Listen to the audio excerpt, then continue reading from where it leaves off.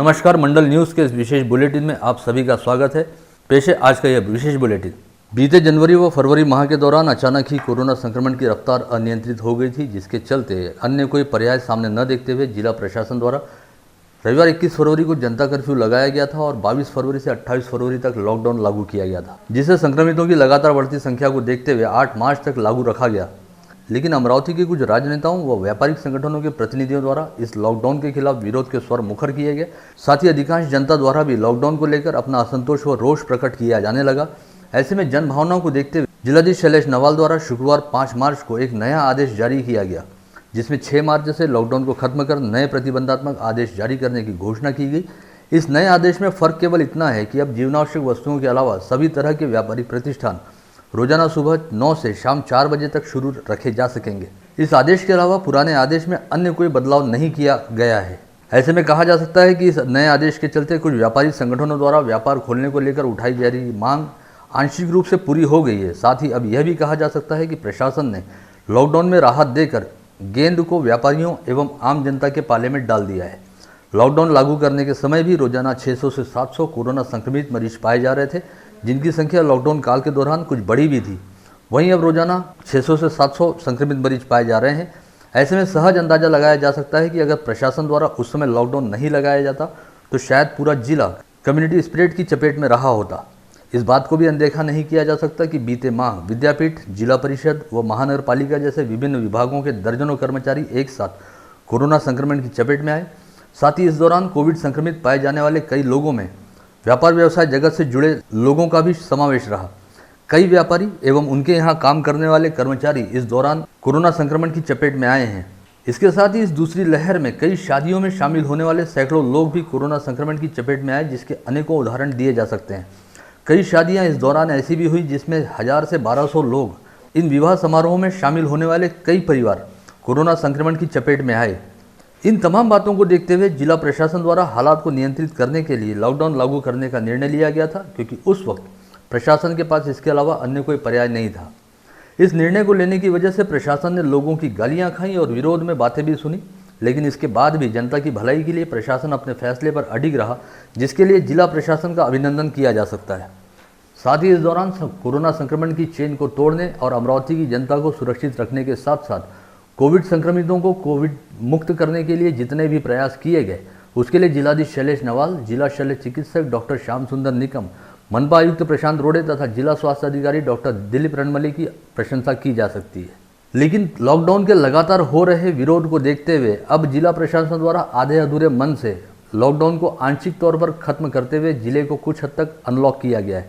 मागच्या 2 आठवड्याच आपण संचारबंदी लावली होती, त्याच्यामध्ये आज स्थिती जे पॉझिटिव्ह रिझल्ट्स येत आहेत त्याचा सद्यस्थिती पाहता 6 मार्च पासून आपण काही गोष्टीला शिथिलता देतो आहे।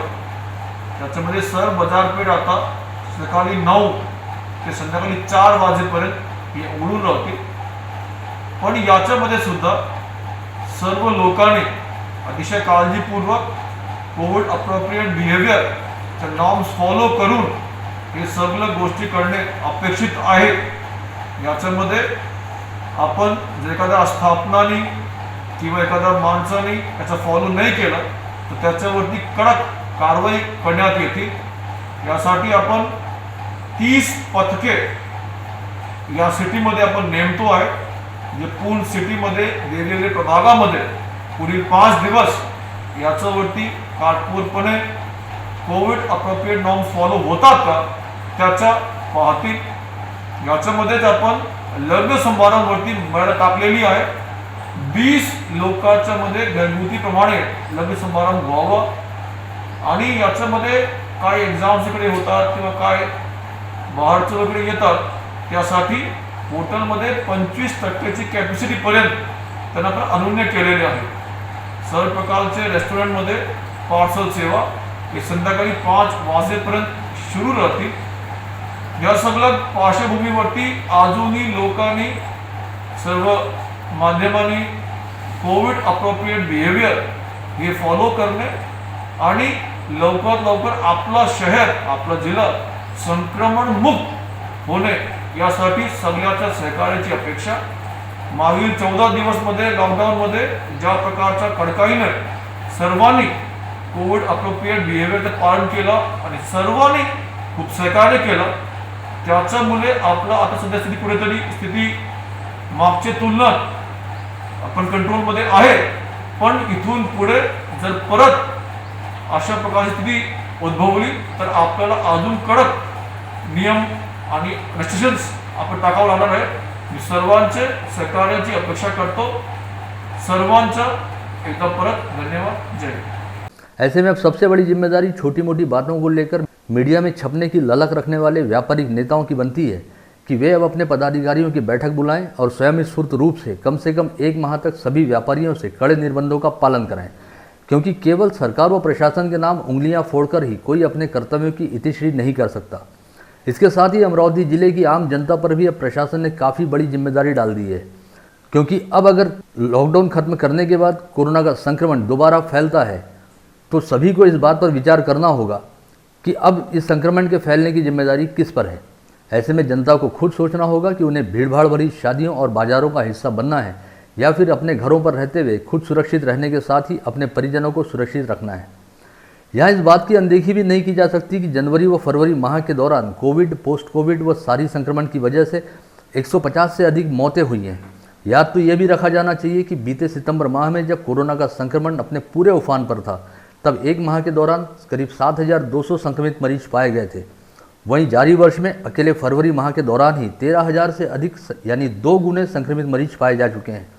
ऐसे में कल्पना की जा सकती है कि इस समय मरीजों को भर्ती करने और उन्हें इलाज की सुविधाएं उपलब्ध कराने के लिए जिला प्रशासन सहित स्वास्थ्य महकमे पर कितना अधिक बोझ व तनाव है.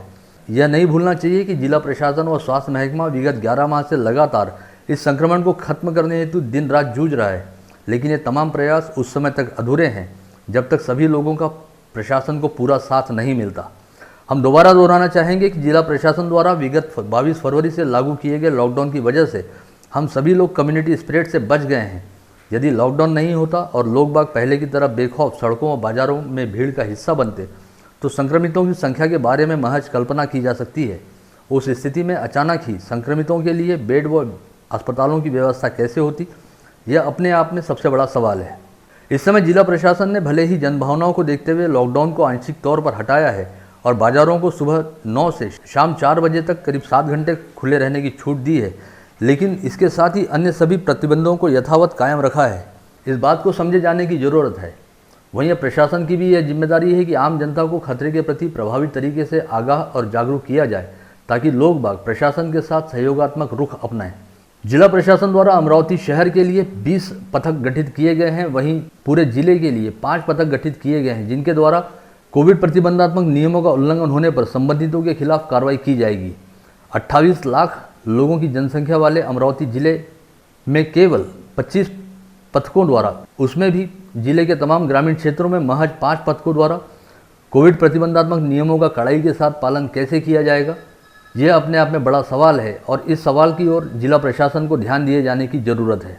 इस विशेष बुलेटिन के माध्यम से हम यह भी जरूर बताना चाहेंगे कि अमरावती जिले से पुणे की प्रयोगशाला में भेजे गए कुछ सैंपलों में कोरोना वायरस का नया स्ट्रेन पाया जा चुका है, लेकिन अब तक प्रशासन अथवा सरकार की ओर से इसकी आधिकारिक तौर पर पुष्टि नहीं की गई है. ऐसे में सबसे बड़ा सवाल यह भी है कि आखिर प्रशासन इस जानकारी को आम लोगों से क्यों छिपाना चाह रहा है. बीते दिनों कोरोना संक्रमितों की संख्या में बेतहाशा वृद्धि होने की वजह से अमरावती जिला समूचे देश में चर्चा का विषय रहा.